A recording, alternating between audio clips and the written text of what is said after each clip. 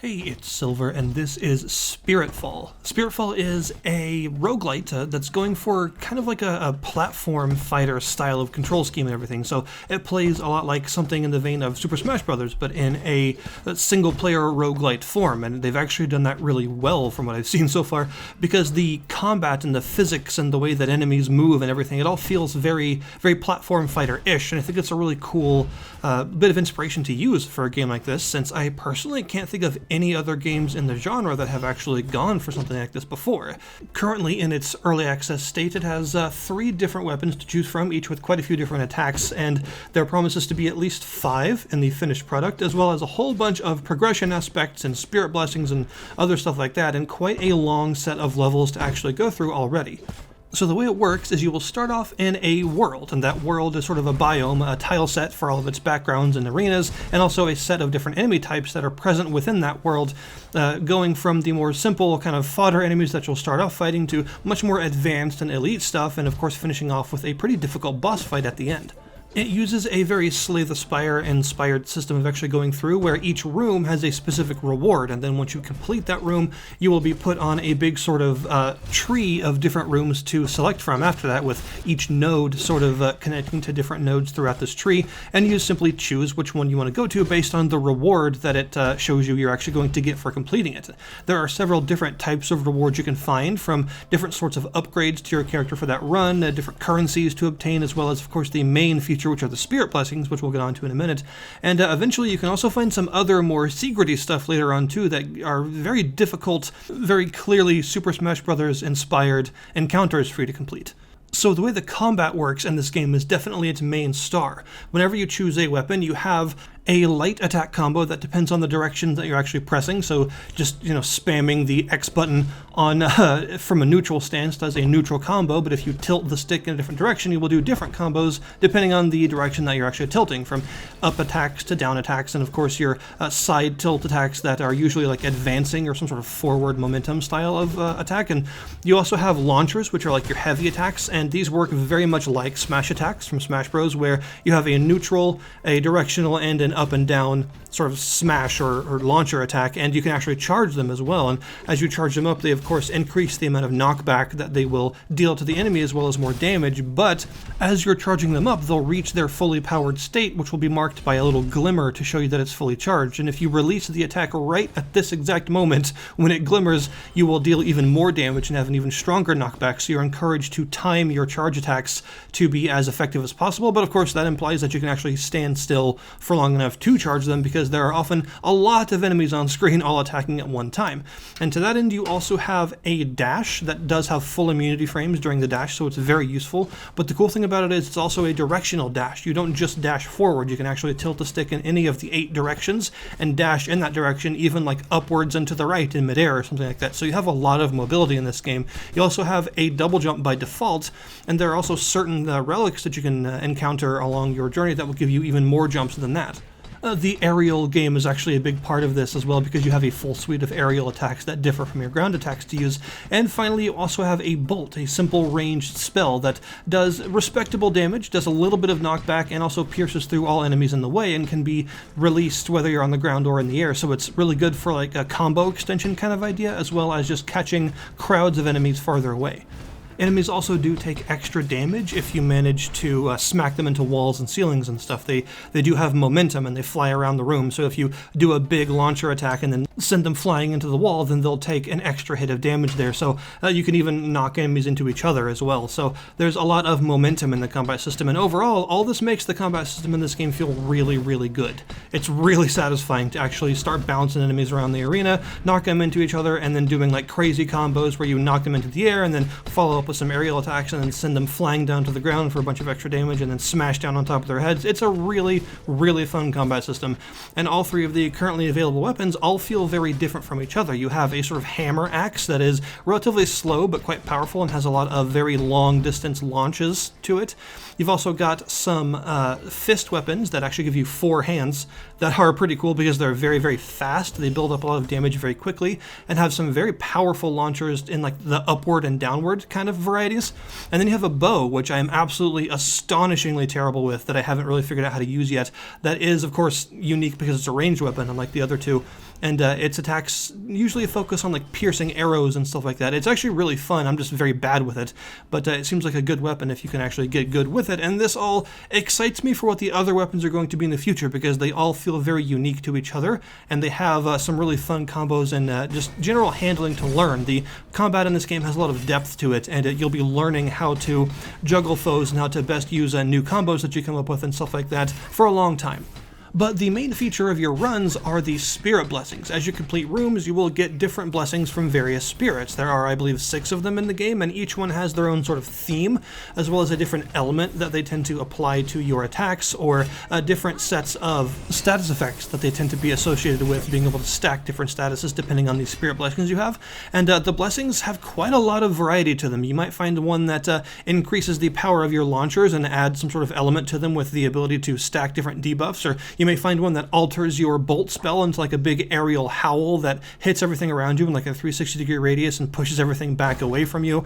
You can also find some augments to your normal attacks, alterations to your dash, giving it combat capabilities, and there's also an assist ability that you don't start with that you can get on the left trigger, and each spirit has their own unique assist, and these tend to be very powerful attacks that are on very long cooldowns that are usually really fun to figure out how to mix into combos, because they're extremely effective when you use them correctly.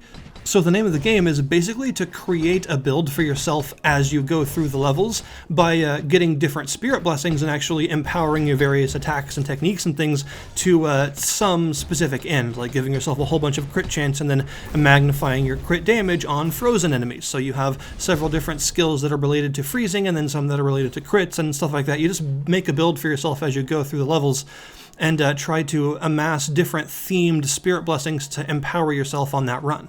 In addition to the Spirit Blessing rewards, there are a couple of others you can find. There's Dust, which is your in-run currency that you'll obtain in order to go to shops and actually buy blessings or heals or some other stuff like that.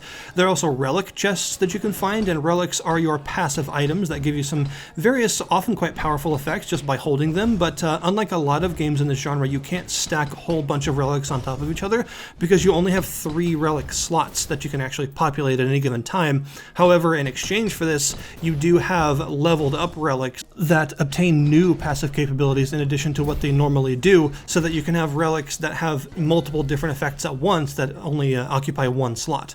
You can also find these crystal shards that enhance any of your currently equipped spirit blessings, making them more powerful in some way.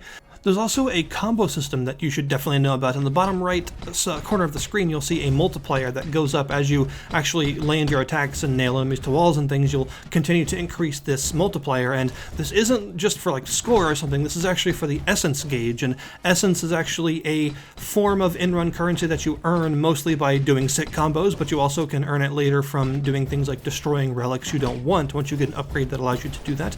And what essence is for is after you beat a boss battle, but before you start the next world, you'll go to an area where you can heal some, as well as spend your essence on enchantments for your weapon. And every weapon has a number of enchantment slots with the ability to upgrade it later back at the hub to hold more slots, I think like up to 8 or something like that, maybe even 9.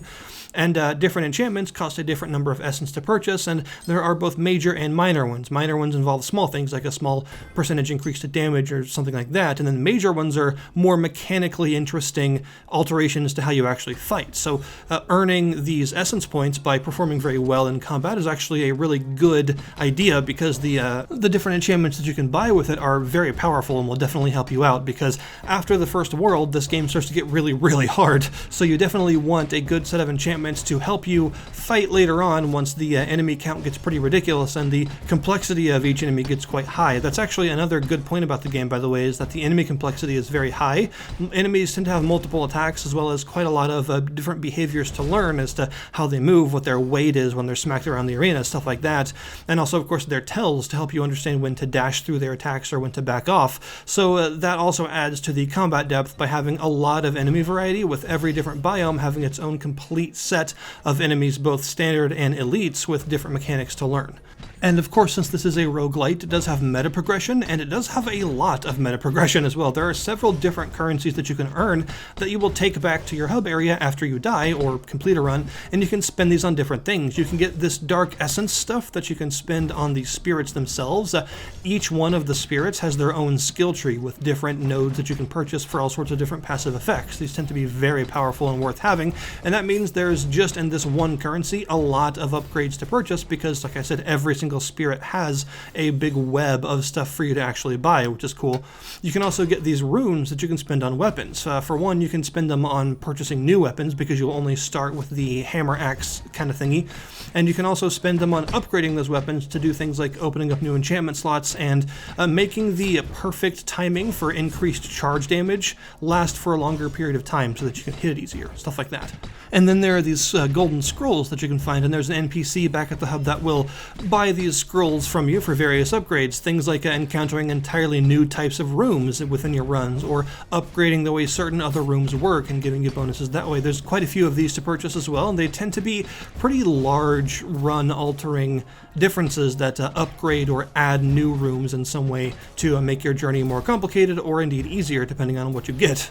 So far, in my opinion at least, Spiritfall as it is currently launching into early access is a very good roguelite. It is an extremely solid game with a very fun and quite deep combat system that has some really interesting progression, and the whole spirit blessing mechanic that alters your runs in pretty significant ways is a lot of fun and adds a lot of replayability and helps to make the runs feel unique and interesting for a long time. So I think this is going to be a big name probably within the genre as it continues to develop, because it's doing something that other entries in the genre don't. And since this is such a crowded genre, having something that takes inspiration from a very different source than most games in this genre actually do is going to propel it pretty far, and I think it's actually going to be quite a beloved game once it gets even more content and even more balance and some other really cool stuff. The team promises to add all sorts of things and listen to a lot of feedback and stuff as well, so this is clearly going to be one of those very reactive early access campaigns with developers that are very passionate about what they're creating and want to make it the best and most varied game that they can.